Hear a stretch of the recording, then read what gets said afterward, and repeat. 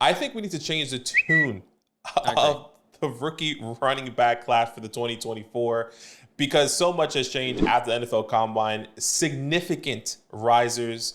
I would say some fallers for sure. Zach, we're going through your tiers. Take us through your tier 1 right now. I wholeheartedly agree, by the way, that we should change the tune. I actually think this is a good class. I think there's multiple starters and multiple contributors. And this might be the biggest discount you'll get on running backs in a rookie draft ever. It's a good class. It is. It is. Tier 1 hasn't changed for me. Trey Benson, Jonathan Brooks. I do see some people moving Jonathan Brooks down after this weekend. My question to them is why? Did you expect him to test on a torn ACL? I don't really understand that. He did weigh in, Jonathan Brooks, at 216. I didn't think he'd weigh in at 216. I think he was even listed at like 207. So for him, I don't understand how he put on more weight when he tore his ACL. But they have him listed at 6 foot 216. That's a fine number. I think what would have raised some eyebrows if he was at 200. Not that you can't be successful, but that's definitely going to give him or GM's confidence in drafting him. And obviously, we've heard reports that he should be healthy by camp. We'll wait and see. Keep in mind, even if he's healthy by camp, don't expect him to be the same player until the second year. Trey Benson, my RB1 since December, I believe had an incredible combine. Runs a 4.39, weighing in at 6 foot, 216 pounds, weighing at 216. 94th percentile 10-yard split, 93rd percentile 20-yard split, and 97th percentile 40-yard dash. RAS has got some comps for him athletically. Edgerrin James, Matt Forte, Darren McFadden, some of those names. Y'all know Trey Benson. I've been riding or dying with him. He took a lot of heat before the combine. I wonder where people stand now. I don't know. Let me tell you this. Let's see. Let me tell you this. Trey Benson was my RB2. I was not expecting him to run a 4.39. I was going to be happy with like 4.5, to be completely honest with you, like a 4.51, 4.52 around that area. And that would have been like, okay, that's exactly what I was expecting. But to be 200, well, what was he, 226? Yeah. 216. 216. No, that was Jonathan Brooks. Yeah, 216. Trey Benson's 216. Okay, so they both match. Okay, 216 running 4.39, I thought that was pretty impressive, personally. Yeah. So not big. And that is one of the underrated parts of his game. I mean, we discussed it all offseason long on this channel that he has elite long run speed. He was the only player in college football to run over 21 miles per hour 3 times last year. That showed up at testing. Matched film, matched testing. That's what you want to see. Yeah, so I do have both these guys as like my RB1A, 1B. I did move Trey Benson ahead just because of how impressive that 40-yard dash was. Personally, I still believe Jonathan Brooks could potentially be more successful in the overall running back I would want. But you have to take the context into account. Yes, Jonathan Brooks, torn ACL. Trey Benson just significantly rose his stock. I think we were coming into this class saying that there's only going to be 2 running backs going, and they're most likely going to be in the 3rd round. Now, I think the conversation is who's the running back that's going to go in the middle to the end of the 2nd round if teams really want to take the chance. And Trey Benson is one of those guys. Obviously, Trey Benson, Jonathan Brooks, and I would say, though, another running back we'll probably talk about here very soon. So I think that's what's really exciting coming off of this NFL Combine, that he just impressed. You think about those teams at the back end of the 2nd round. You know, your Dallas Cowboys, who have a big need. You know, you think about your Eagles, pick 53, big need. Packers, we heard them moving on from A.J. Dillon. There's talks about them. If Aaron Jones doesn't agree to a restructure, they can move on. The Ravens at pick 62. All these teams have a big need at running back and could address it before the 3rd round. So don't be shocked if that happens. Yeah, completely agree, which is going to be exciting for the running back room. All right, tier 2. What's changed? Tier 2 is a big tier. I love all these names. Any one of these guys could be my RB3 at this point. Okay. Finally, My guy Marshawn Lloyd is getting some love by the draft community. We'll talk about him. Jalen Wright had a day. Y'all know my favorite sleeper. I don't think I can call him a sleeper anymore. That's a common trend in this class. Isaac Rendo. And then Blake Corum had a fine day. Bucky Irving. Again, any one of these guys could be my RB3, but this is how I would currently order it. And keeping in mind that testing only accounts for 10% of a player's grade in our scouting process, but these running backs were also close that 10% actually made a big difference in this class specifically. And obviously, I think testing matters for the running back position more than any other position offensively that you would have seen for Dynasty. Yeah. But who do we want to talk about in this tier specifically, I guess? Yeah, well, I'll talk about Bucky Irving, and then you can talk about Isaac Herendo and Sure. what that means to the community here. Bucky Irving, he was my RB3. I think coming with the testing here, obviously very disappointing. Being 5'9", 192 pounds, and running a 4.55, I think that's what's very disappointing when it comes down to Bucky Irving. You don't have the size and the height. You should have the speed, and that long speed wasn't there. He still has a decent 10-yard split. If I'm not mistaken, that's still 90%. The burst is there for sure. It's there. So, and that's what we saw, the quick area burst, short area burst for Bucky Irving. I was hoping that he was going to emerge into this James Cook type of role in the next level. But I think now he is more in that box of a third down back. Look, anything can happen. Maybe he goes to a perfect landing spot in the third or fourth round. Maybe he goes to the Vikings. Maybe he goes to insert team that needs a running back, right? And he's the pass catching guy. That's amazing. But I think that window now has completely closed for him to be my do-it-all back in the NFL. Once again, like the James Cooks of the world that has kind of emerged to be that guy that I was talking about back then. So very disappointing, unfortunately. You know who he's reminding me of, Badaki, and it could give you hope? Who? And yeah, he's probably not a 3-down back. He might not even be as good as the player I'm about to talk about.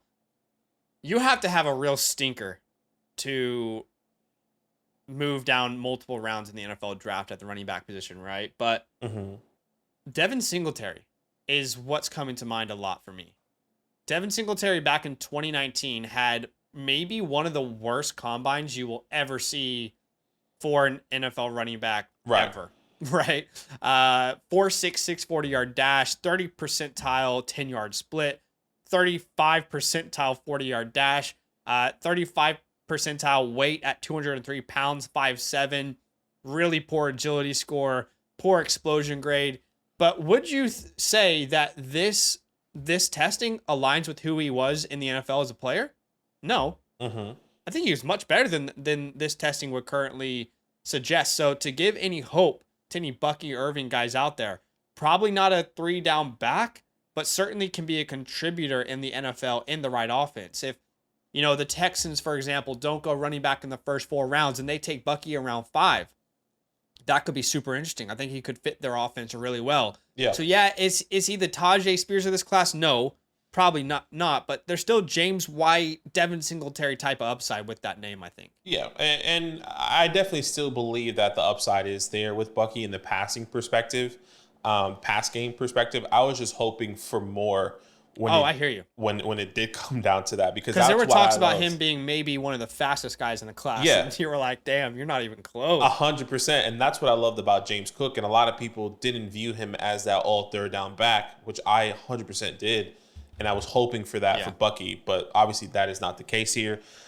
Take us through Isaac Herendo, your non-sleeper anymore. I know. Dude, this is a common trend, isn't it? Every time we have a sleeper, they're no longer a sleeper in like a month's time. I love Isaac. Big fan of his game. One of my favorite watches of film in this class. And I'll be honest, I thought he would do really well at the combine. I'm not even going to sit here and lie to you guys and tell you that I expected him to do that well. 99.9 percentile athlete at the running back position. 4.33 at 221 pounds. My comp for him was David Montgomery when I was watching his film. I still think his play style is similar to David Montgomery, but imagine David Montgomery if he ran a 4.33. I mean, that is a dangerous running back at the next level.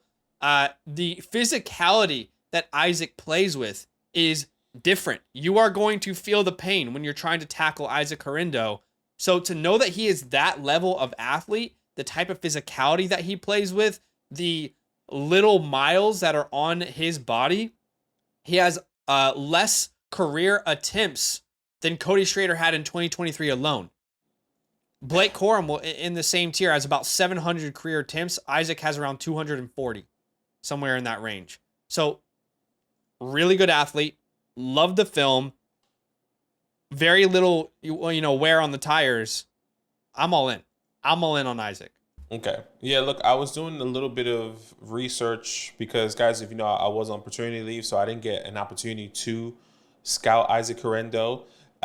He is somebody that I started my process on before version 3 is going to release here. He did share the backfield with somebody, though, didn't he? Jawar Jordan. Yeah, Jawar Jordan. So I think that's one of the first things I've noticed. I was like, okay, well, I was wondering why the attempts were so low, and I was like, okay, so he did share the backfields. It's weird, like it's becoming common in the NFL, but it's also becoming common in college football. A lot of guys, not that it was uncommon, but it's starting to become a bigger trend. I mean, Jalen Wright in this tier, you could talk about him. He was in a 3-way split. Yeah. He led that split, but still there were 3 important running backs in Tennessee this year that played a role. So it's not uncommon. But Blake Corum obviously, is the opposite of all those guys as well. Yeah. Let me ask you this: What is the perfect draft capital for Isaac Correndo? What's the perfect and what is the worst? Out of curiosity, obviously, worst is undrafted, of course. But like, if Isaac Correndo tested the way he just did and he went in the 6th round, I'll be all in. You still be all in? Okay, I just wanted to make sure. If he's a 6th round pick, he'll probably end up being a 3rd, 4th round rookie pick. That's perfect, right? Okay. But I think you and I agree he's not going 6th round. I think he's probably round 4. I would say max 4 for me. I don't think he stretches into the 3rd round. He could go 3rd, but 4th feels comfortable. Yeah, if he goes in 3rd round, I'll be really surprised. And I mean, once again, I would probably tell you he's going 3rd round once I do my full evaluation in our version 3. That's the thing, man. Like, I don't have any concerns that would say he couldn't produce at the next level. Mm-hmm. Now, RES's comps for him athletically: Edgerrin James, Saquon Barkley, Deuce McAllister, Joseph Adai. Those are some pretty damn good names. I'm not going to say he matches those guys on film. I'll have to find a better comp than Montgomery. It just felt so comfortable. Yeah. But anyway, I think he probably is round 4. Yeah, round 4, I would say, is a sweet spot for me there. Marshawn Lloyd, phenomenal day.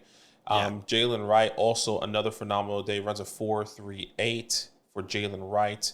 And both of these guys, I think, solidify themselves of being, I would say, locked in at least round 3. I would say out of the 2, Jalen Wright could potentially go in the 2nd round. I think he was one of I think he's one of the 3 guys who could potentially go. I would not be shocked. I don't know if you heard Daniel Jeremiah say this. He thinks Lloyd could be the first name off the board at the running back spot. Okay, I haven't heard Daniel Jeremiah say that. His comp for Lloyd was DeAndre Swift. I didn't think about that until he said it. Honestly, kind of like it. My comp for him, I believe, was the Tajay Spears of this class. So I can see DeAndre Swift for sure, but I wouldn't be surprised if Lloyd or Wright were, one of the first names off the board. I'm just saying, don't be surprised if it's Lloyd. Good. By the way, Lloyd, I actually prefer his size, 5'8.5", 220. Yeah. Than 5'10", 210. That doesn't mean that Jalen Wright doesn't have the right body. He does. Like, the size isn't a concern at all. But I mean, that is like that bullet type of, bulldog back that you give the ball to. But both of those guys had a great day, and definitely improved their draft stock. Jalen Wright, I didn't think he had that burst. I thought he had the long run speed. I didn't see that consistent burst. Now, one of my questions on Jalen Wright was his, not his north-south, his east-west, his left to right, his lateral agility, and he did not do any agility tests. Yeah. I wish we would have seen those, but from what we saw, they were good. By the way, RAS has a comp of Reggie Bush athletically, which honestly, I kind of see. I keep seeing people comp Jalen Wright to Alvin Kamara. I really don't like that comp. And, I'm not in love with it either. Yeah, I guess there's no perfect comp for him at the moment. But look, we'll find the perfect comp. And we'll understand who Jalen Wright's going to be at the NFL draft, which is going to be really exciting. So all these guys in your tier 2 can be the RB3 at some point in time, or your RB3, like you said. I don't want to brush over Blake. I think a lot of people still love Blake Corum. We're not against him. What he did did impress, but didn't surprise either. Here, so take us through Blake. Well, look, like Blake, if anyone watched Blake's film, this shouldn't be a surprise. He is the IQ back. He is not the athlete. He wins with his mind. You know, he's not going to outrun many players in the NFL. He's going to be that consistent 4 or 5 yards per carry type of back. He identifies the right running lanes. He exploits the, running lanes. He's creative behind the line of scrimmage. He can kind of get small into these creases that not many other running backs can. Yeah. But he is not a good athlete. So that shouldn't have been a surprise. If Blake Corum was your RB1 before and he's now not, I'm not sure you watched the film, frankly. So... I mean, were you surprised by this? It didn't surprise me. I wasn't surprised by this, but I would say this. He is smaller and significantly lighter than I thought. Okay. He's 5. I mean, that is true. 205, I was surprised by. Yeah, I mean, we had in our report 5'8", 213. I thought he was either going to put on a little bit more weight, or obviously he probably loses weight. Everyone loses weight for the combine, right? To be the lightest. Not running backs. That I guarantee you, he doesn't like that number. Yeah, and the fact that he came in under 205, 210, another 5 pounds, I think makes a huge difference for Blake. One of my comps for him was Maurice Jones-Drew. Maurice had a better combine, but he did weigh in at 207. Blake 205, Maurice 207. Blake had a worse combine, and Maurice certainly, think about his NFL career with the Jags. For a while there, he was the only player that was interesting to watch on that team at all. Mm-hmm. He had a lot of breakaway touchdowns. I don't think that is in Blake's game, but maybe a more consistent runner. But no, I wouldn't say he fell drastically.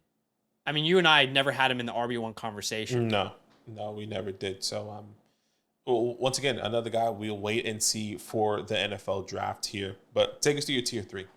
Badaki and I want to let you know about something very exciting that is coming on March 8th. On March 8th, we are releasing version 3 of our 2024 rookie report. You can check out an example of V1 here from Marvin Harrison Jr.'s profile. And now you can see what we added in V2. All these profiles, all these new additions. Yep. Imagine what V3 has in store. If you want to dive in deep in this rookie class, quarterback, running back, wide receiver, tight end, if you want to learn more about every position, dive deep into these sleepers, full profile breakdowns, then use a promo code LAND, become a Mother Flocker member, and you will unlock that on March 8th, as well as a live Dynasty team review of your choice. Tier 3, this is the tier that we always get a lot of angry people with in the comments. You sure you watched the film? You sure you watched this guy? Is what we commonly get. Audric Estime, Braylon Allen, sweet baby Ray Davis. Estime, look, did he have a bad combine? No. The number 4.7 is hard to swallow, I will say. That's 24th percentile 40-yard dash. But, again, just like Blake Corum, is that really surprising based off the film we watched, Badaki? Are we really shocked that his 40-yard dash was not in the 4.5s?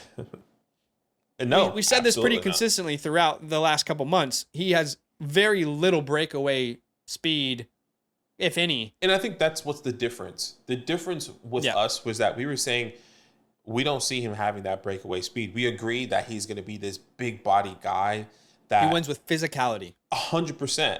A lot of people in the comments were saying this guy is fast. I don't know what you're seeing. He's got elite burst, elite speed. We kept hearing that. We were like, where are you seeing that? And when it comes down to the testing, that's clearly not the case. 10-yard split, you see 158. It was at the 70 percentile. 20-yard split, it's not the best.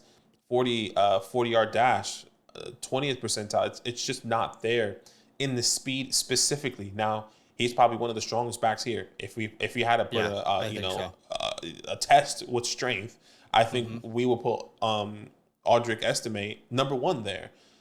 He is not going to be, in my opinion, the guy that takes over a backfield at the NFL level personally. That can change. I think he's a contributor. 100%. And not the lead back. I always like to throw this, not comparison, but this scenario. Yeah, put him on the Ravens. He takes over that Gus Edwards role, and he gets those touchdowns. That's great. That's great for fantasy. But Gus Edwards is not somebody right now or even last year that you were drafting high as the quote-unquote RB1 out of these rookie running backs. So keep that in mind here when we talk about Audric Estime. I agree. And Braylon Allen, by the way, hasn't tested yet. So he could still be in tier 2.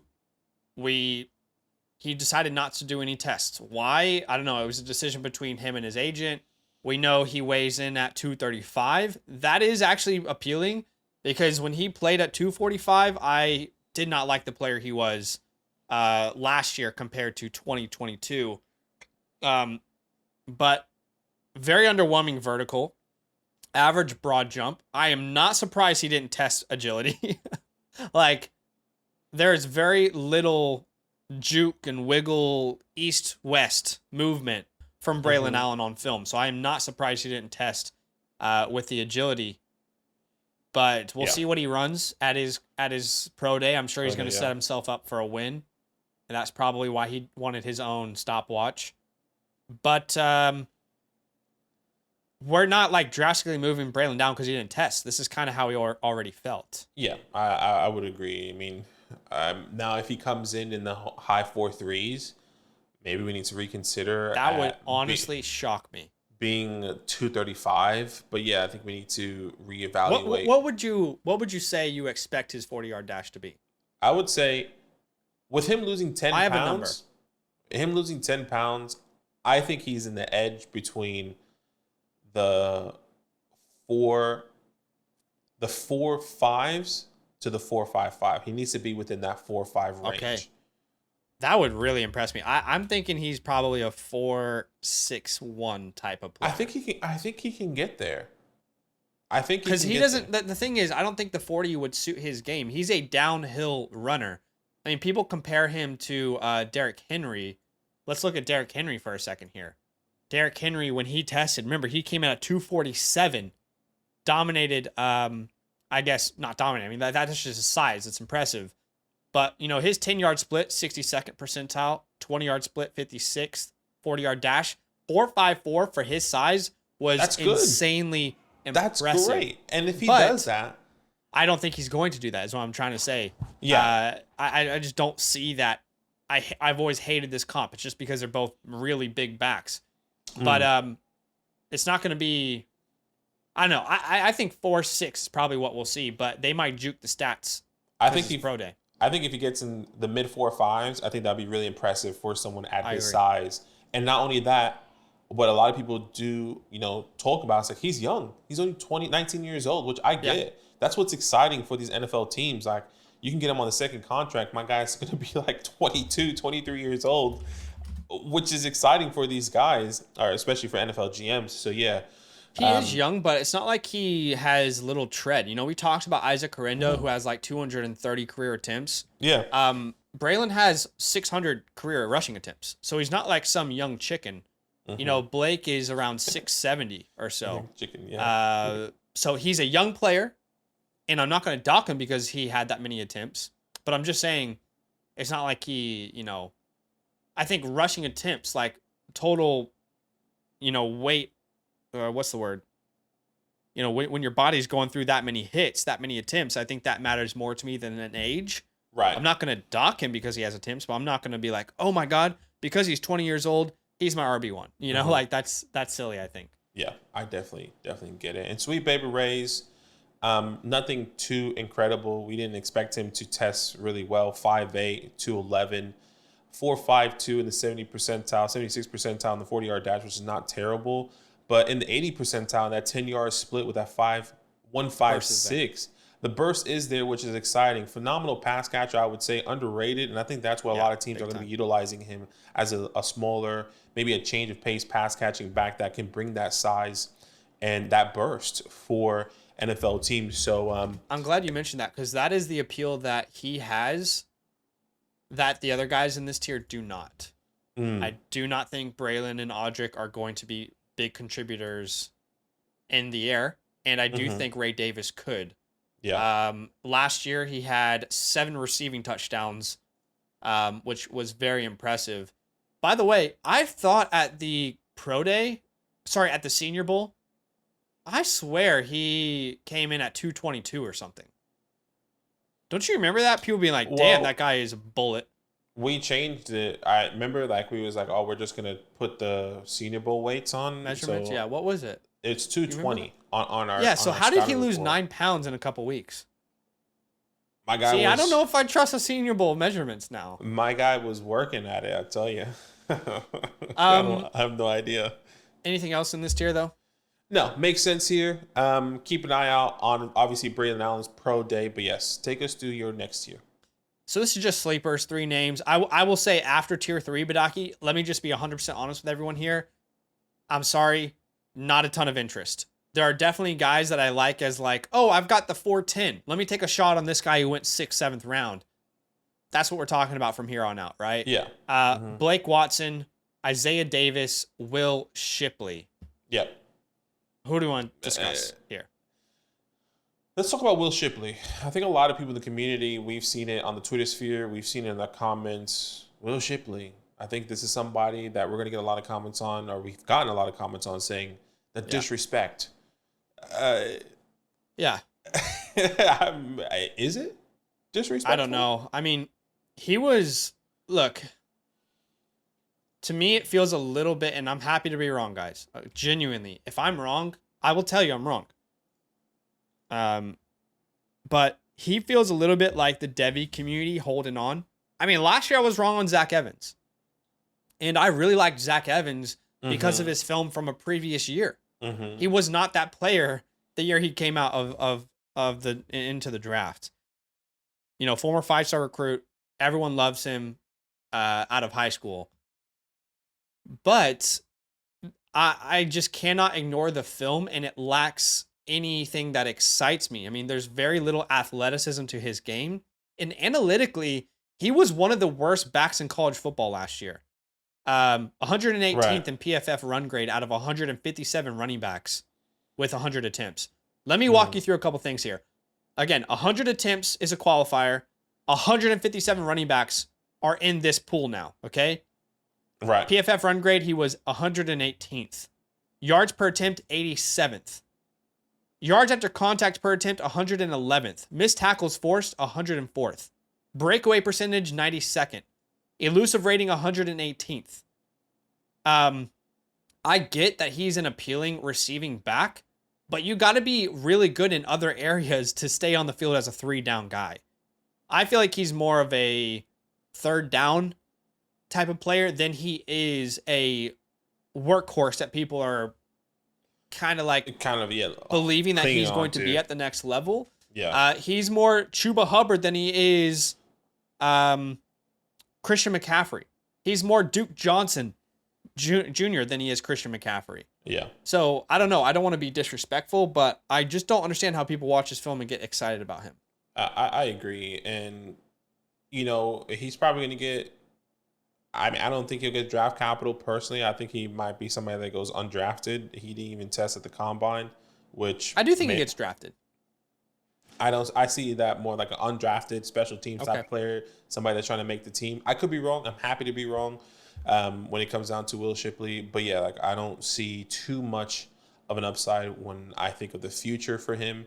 But once again, anything can happen with any of these players. He can show up and then be the best running back we've ever seen. So keep that in we don't mind have here. testing numbers on him, by the way. No. I wonder if he clearly he'll do that. He did weigh in. He weighed in 5'11", 206. Yeah. So that's fine. All right. Anything else you want to talk about with Blake Watson or Isaiah Davis here before we move on? Yeah, they're just really fun sleepers. Blake Watson is actually who I think people want Will Levis to be. I mean, in my personal opinion, this is a huge receiving threat out of the backfield, from checkdowns to design screens. He's a dynamic pass catcher. At Memphis, I'm not comparing them as players or what they'll do in the NFL, but at Memphis, they use Blake Watson like Austin Eckler was used in Los Angeles. He's one of 2 players in college football with over 50 receptions in 2023 at the running back spot. That's out of 531 charted running backs in PFF's database. One of 2 running backs. Over 50% of his total snaps, he was running a receiving route. Only Bucky Irving ran more receiving routes. So if you like Bucky, I think you should like Blake Watson. Okay. He forced 50 missed tackles, way better than Will Shipley. His yards after contact per attempt was 34th, way better than Will Shipley. He was 31st in elusive rating. He's an explosive back. 46.5% of his yards came from breakaway yardage. He's smaller, though. He is a smaller guy. So I think he weighed in. Well, they didn't even invite him to the combine, he wasn't which was at the annoying. combine. So I don't know what he weighed in at, but he's at 195 on their website. But yeah, I just think he's an exciting receiving back. Kyron Williams is the ceiling comp. Dion Lewis is the floor. Most likely a Dion Lewis, or even worse, to be honest. Isaiah Davis, any FCS player, you've got to stand out big time for me to even talk about you. And I think Isaiah Davis fits that bill. When you look at running backs in FBS and FCS combined, who had 100 attempts, 268 running backs meet that qualifier. Yeah. Isaiah Davis, the number 1 PFF run grade of any running back in FCS and FBS combined, 96.8. He had 6.7 yards per attempt. He forced 80 missed tackles. Yeah, so these guys are definitely sleeper guys, maybe 4th rounders, maybe depending on the draft capital. Maybe they do get drafted to a team, but it's a dead landing spot. A lot of people, someone like a Jerome Ford went undrafted for a while, even though he had a phenomenal, I guess, process coming through because of the landing spot going to the Browns. One of these guys might fall into that situation. You mean undrafted in Dynasty leagues? Yeah, in Dynasty leagues, right? Like, you think of that, maybe one of these guys land into a depth piece where it doesn't come to fruition for the next 2 to 3 years. One of these guys can be that, and I think that's where I envision them here. Deep sleepers. Take us through. Yes, again, guys, we're not really interested in any of these names anymore, but anyway, Cody Schrader, Dylan Johnson, and everyone's favorite, Dylan Labbe. Sorry, guys. I can't get there with Dylan Labbe. Same qualifiers as I gave Isaiah Davis for an FCS player. 268 running backs here had 100 attempts when you combine FBS and FCS. Isaiah Davis, 231st in yards after contact per attempt. 192nd in yards per attempt. Guys, he had a 4.6 yards per attempt in the FCS. I'm sorry. I don't know how seriously I can take this player. Oh, no. 151st in breakaway percentage, 205th in elusive rating, 144th in PFF run grade. It's just difficult to really take him that seriously. I know he's a very good receiver, but again, you got to give the NFL reasons to keep you on the field at all. Yeah. So fun name. I just don't think he's really going to shine. But he did have a decent combine, so that could obviously help him. 7.98. Cody Schrader didn't have a great combine, but he really would have shined in drills, and he got injured before the drills. Yeah, he did. Dylan Johnson didn't shine either. Not a huge fan of his film either. I was a little bit underwhelmed on Cody Schrader. Yeah. 40 time, I would say that. 4.61. I felt like when I watched film, I saw the burst, which I guess you can see there in that 10-yard split, but I also saw him just get away once he gets to the second level. But look, anything can happen. Easier to do that in the NFL, I guess. One of the comps here is Giovanni Bernard. I actually don't hate that from I don't mind that. Yeah, I like Cody Schrader. I think if out of all these guys, he'll probably be my number one sleeper amongst your sleepers and deep sleepers here for me. Let's talk about tier 6 and running back to monitors all at the same time. McClellan, we know him because he is an Alabama running back. Frank Gore Jr., we know him because he's Frank Gore's son. And, you know the joke, 4.32. He was supposed to run a 4.32 40-yard dash. Yep. You know, there was someone on a live stream and they said he was going to be a first-round pick. Oh, boy. Hopefully he doesn't feel like we're making fun of him. We're just, you know, it's a bit now. It's a bit. But Frank Gore Jr. didn't even run the 40-yard dash. No. Like, dude, you're going to come in at, what did he weigh in at, Frank Gore Jr.? 201 pounds, 5'7", and you're not going to run the 40-yard dash? What are you doing here then? Anyway, running backs to monitor: Jawar, Jordan, Carson Steele, Amani Bailey, who didn't have a good day, Kendall Milton, and Mayan Williams. But again, I'm not really excited about anyone after tier 3, if I'm honest. I would completely agree with you. All these guys to monitor, maybe special teams guys. Maybe they get drafted in the 4th or 6th or 7th round. That'll be a little bit of hope. But other than that, nothing really changes here for me after tier 3 with you. Yes. All right. Well, we are pretty much good to go then. That's it for today.